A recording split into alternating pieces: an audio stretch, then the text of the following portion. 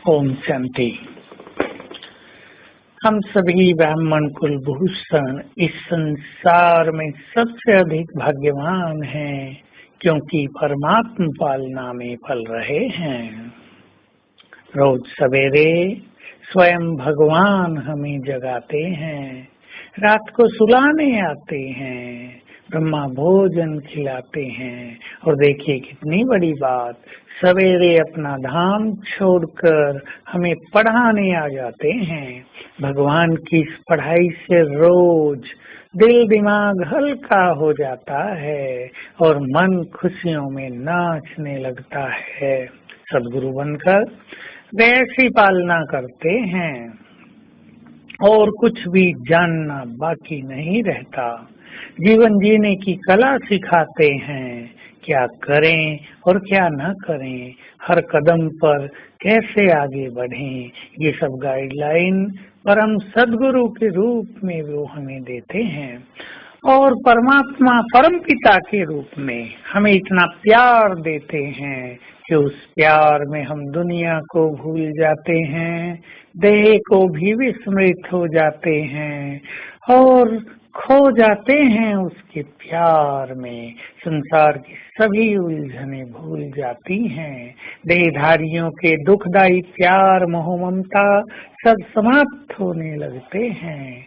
तो आइए हम इस पुरुषोत्तम संगम युग की प्राप्तियों को याद करें। स्वयं भगवान हमारा हो गया, अपना धाम छोड़कर वो हमारी सेवा में उपस्थित हो गया। राजभाग्य ताज और तिलक साथ में लेकर हमारे पास आ गया और कहा, बच्चे ये सब तुम्हारे लिए हैं, अपना सिर आगे करो और मैं तुम्हारे सिर पे ताज रखूं।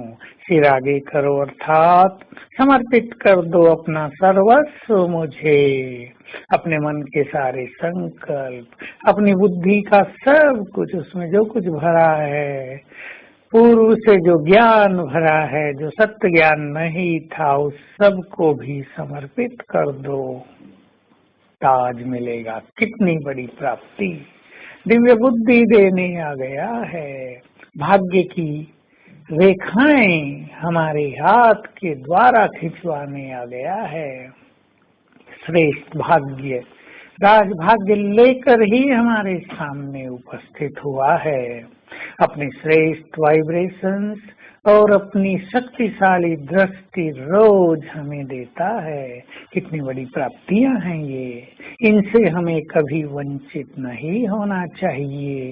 कितना बड़ा उसने हमें अधिकार दे दिया, आँख खुलते ही मुझसे मिलन करो, वरदान लो, शक्तियां लो, समस्याओं का समाधान लो।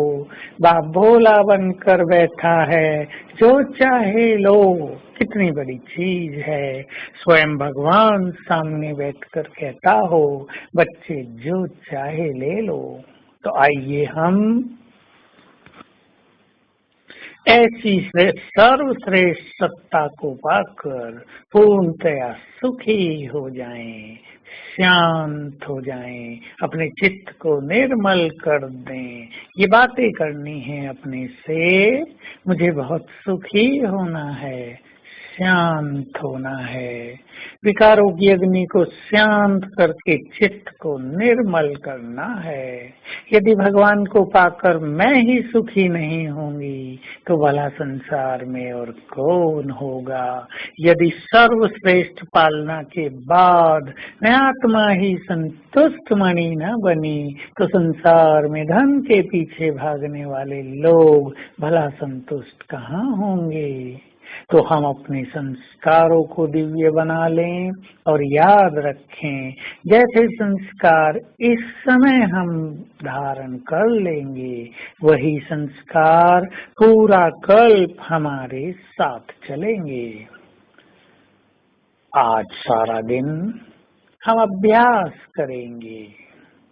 हमारे ऊपर लेफ्ट साइड में ब्रह्मा माँ हमें बहुत प्यार से निहार रही है। उनके मस्तक से शीतलता की किरणें हमें मिल रही हैं।